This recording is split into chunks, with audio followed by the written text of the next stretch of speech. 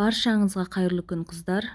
Осындай үлпілдек бауырсақ пісіру үшін, толық нұсқасын көру үшін менің YouTube каналыма қосылып, пікірлеріңізді қалдырыңыздар. Алдымен ұнымызды електен өткізіп аламыз. Електен өткізсек, тестоның көтерілуіне де себебі бар. Одан кейін тұзымызды саламыз.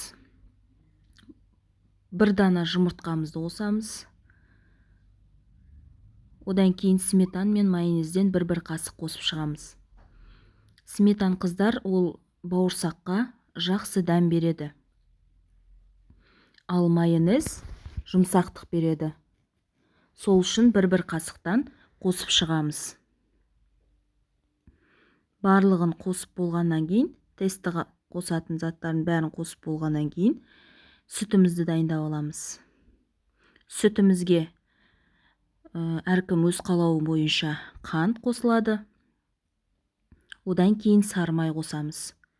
Сөйтіп, оларды микроволновкаға жылытып, үстіне дрожжымызды қосып, қамырымызды илеп шығамыз.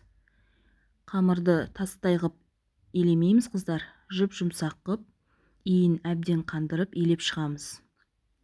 Арасында бір қайтарып аламыз.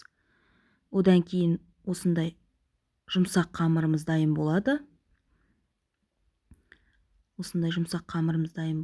Одан кейін мына жерде иі дұрыс қанбаған қыздар, өстіп әбден қандырып, иін бетін жауып, жарты сағатта ма, ол жылылыққа байланысты қыздар көтеріледі. Жылы жерге өстіп бетін жауып қойып қоямыз. Өстіп домалақ формада пісіріп аламыз. Қараңыздар қыздар, үлпілдек бауырсақ пісті. Мінекеңіздер, жұмсақ. Өстіп отбасыңызды қуантыңыздар. Ол үшін менің YouTube каналыма өтіп, толық нұсқасын алыңыздар.